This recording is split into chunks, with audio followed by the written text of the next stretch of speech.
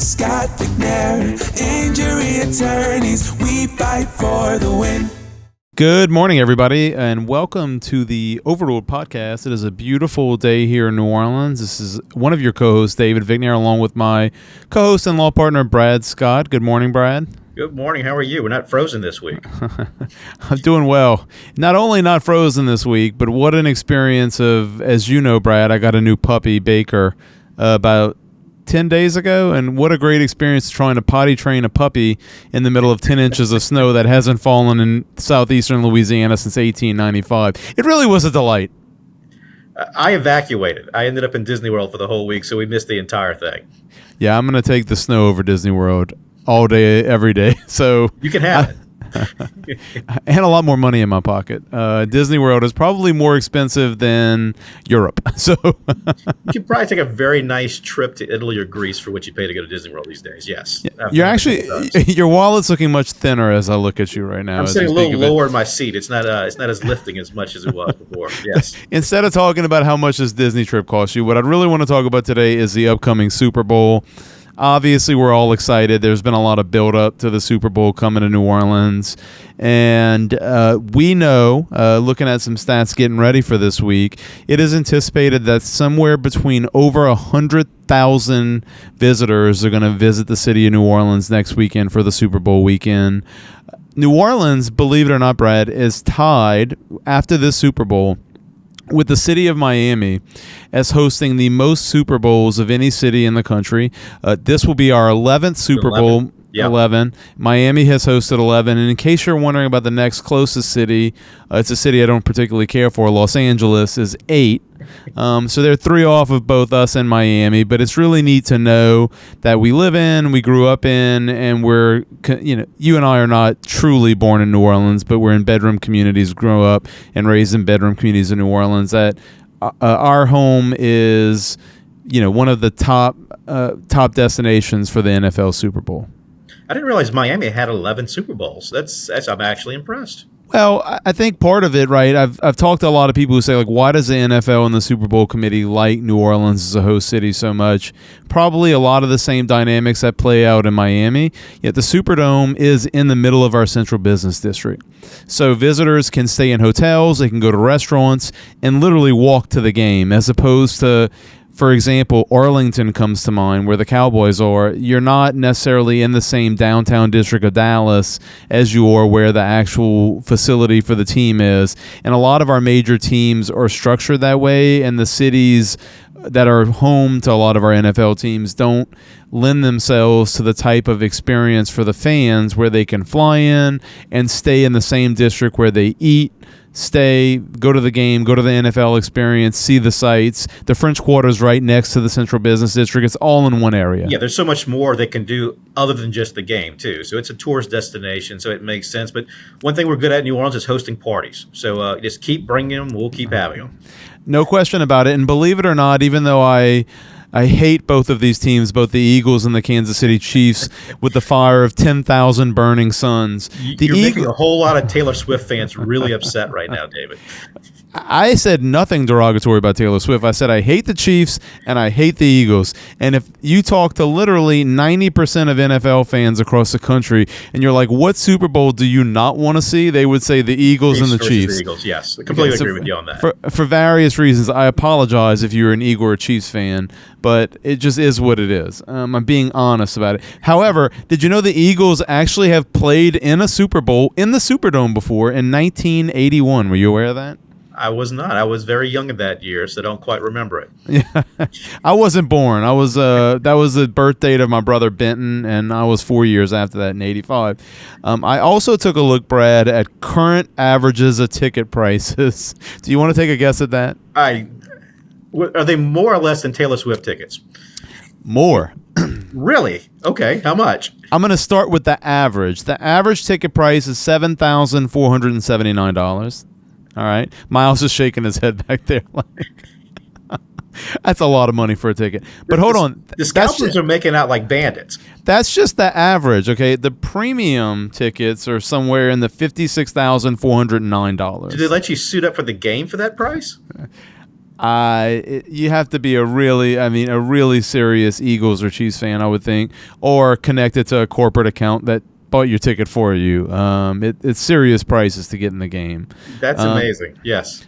At the same time, though, I do know a lot of local people here who, when the Saints won the Super Bowl in Miami, I believe was it 2009 that we won the Super Bowl? Miles saying yes, I got it right.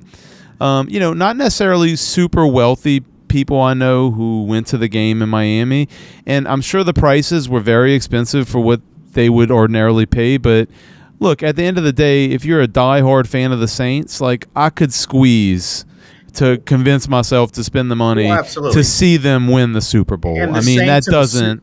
And the Saints in the Super Bowl is as rare as a blizzard in South Louisiana, so yes. Yeah, well, don't be too kind to the Eagles. I know the Chiefs have had recent success, and obviously Patrick Mahomes is taking a shot at unseating Tom Brady. But don't put the Eagles in that same category. Their fans don't deserve it. Sorry if you're an Eagles fan. I'm just being honest. Okay, here's a good one I like. Another stat I checked out. Do you want to take a guess at what a Motel 6 room will cost you if you book it in New Orleans right now? Motel 6. $50? $625 a night average. That's about what I paid in Disney. So, they've definitely upgraded their price structure. It's a little bit of difference between the Wilderness Lodge or the Metropolitan and a Motel 6. Could you imagine spending all that money on a ticket and coming down and staying in a Motel 6, though? No, I'd probably have to figure out an Airbnb situation or renting something, which I'm sure is not much cheaper. I mean, truly to do it on a budget is probably not feasible. Now, what you may see is a fair amount of Eagles and Chiefs fans who don't go to the game but come down and they'll spend the money on the hotel and the Airbnb and the experience and to be here and to go out and actually enjoy it, tailgate. Even though they don't go to the game. Now, once again, that benefits the city, right? They're going to go to our restaurants. They're going to go to our bars to watch the game, to enjoy themselves. They're going to spend money. That's really helping our economy and all of the wonderful small businesses and people in our community here, even if they don't go to to the right? Yep. So the economic impact estimate, we talked about it before on the show, it's over $500 million to the city for hosting the Super Bowl. So that's a huge influx of dollars coming in from outside of the city that goes right into our budgets, into our businesses, into our pockets of our people who work in our city. So it's a huge economic impact to have an event like this, to host something like this. Yeah, and we just talked too, don't forget. So we've been watching, our office is in downtown New Orleans here, so people on our team here at the firm, me, you, we've been watching all the preparations that have been going on for the last 8 weeks. It's been very ironic and amusing for us all to watch our beloved city, which historically takes 7 years to pave a road, be able to pave a road in 2 days when it depends upon the Super Bowl preparations happening. It can be done. It can be done. But we're watching all these roads being repaved. And really one of the neatest things, I think, which I've seen happening as a part of the preparation, has been the amount of money in Super Bowl preparation that was invested in art murals. And for example, we have a friend of ours who was just here, is a vendor, a production company friend, whose wife was commissioned, was just talking to Miles and me about this yesterday, or maybe the day before, Miles. Anyways, commissioned to paint some of the pillars under the turn on the interstate when you get into downtown, which really looks cool. We've got all these murals that are coming up around Civil District Court and City Hall, as well as some murals being commissioned and painted on the overpass to the walk-through down to the Superdome that are really highlighting some of the historic figures, music, art, traditions of New Orleans that are going to be permanent fixtures now for the city, but also give us highlight the creative and artistic side of the city to a lot of the visitors who maybe have never been in New Orleans before when they do come in for the Superdome. Yeah, it's definitely a major facelift for the city. And we're going to benefit from that across the board, like we talked about the Taylor Swift event before and all those people coming to the city. But when people come here and have great experiences, they come back. So there is a residual economic impact over the years from these types of things. So, we want to roll out the red carpet. We want to do everything we can to make it a top-notch hosting event. Yeah. And last kind of points that I was kind of writing down and looking and researching some of these stats about Super Bowl prep, that type of stuff, was obviously it's been, 28, 29 days now since we had the terrorist attack on Bourbon Street. where some of our, unfortunately, very young visitors and people who live here were tragically murdered. And, so security, right? Security is a big concern. We're all kind of trying to move forward and move on with the year, right? Even though it was very raw and recent. I actually walked. Yeah, I got to walk, to be honest. I got to walk down Bourbon Street with some friends of mine in the middle of the snowstorm just to kind of see some of the stuff in downtown that was under snow, because you'd probably never see it again in my lifetime. And that was the first time I was able to walk on a Bourbon Street about a week ago and see the memorial that was put up for all these people who tragically lost their lives. And not to be like too cliche or emotional on a podcast, but like it was definitely an emotional moment for me to see it in the snow and like see those crosses representing each of those people who were murdered.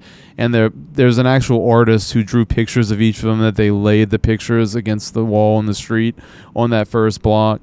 A really difficult thing, but we're trying to move forward. Obviously those families are going to live with that forever. But security is right on all of our minds. Yeah. So some of the things that I think people can expect for security is that both the FBI, Homeland Security, the New Orleans Police Department, and the state police are saying it will definitely be more visible. You're going to see a lot more security than you probably would have seen otherwise had that not happened, rightly or wrongly. I'm not saying that's commenting on the efficacy of that policy. It's going to be beefed up. The Homeland Security Department for the federal government has given the Super Bowl, given the proximity to this terrorist attack, its highest rating, meaning the federal government is essentially going to give unlimited resources to state and local police and government officials for support in relation to security for the event. And the city has actually hired former New York Police Department Commissioner William Bratton. He is going to be a consultant, for lack of a better description, not only advising the city for what happened in the terrorist attack and how to prevent that moving forward, but I think one of the thinkings in hiring him was that he was going to be an overseeing consultant working with federal, state, and local security on all of the Super Bowl security plans and giving advice to the city and all of those different agencies on how to properly secure the city, the Superdome, and the event to prevent another incident from potentially happening. It's definitely an event that we're going to learn from, and we will improve our security and all these measures that are being done for the Super Bowl. It's good that these are being done. Obviously, we want to make it as a secure event as possible. We want everybody to be comfortable being down here, but hopefully it has a residual effect. And these are steps that can be taken in the future for Mardi Gras, which is coming up right around the corner, as well as any other events that we have, because we have plenty of events with mass number of people coming into the city all the time. So these are things that we need to get on lockdown so people do not worry when they step foot in the city to come in here and visit with us. Yeah, what are you looking forward to the most about the Super Bowl being down here? I mean, to be honest with you, I'm not a huge Eagles fan or Chiefs fan, but I really like. I'd have been disappointed in you if you were.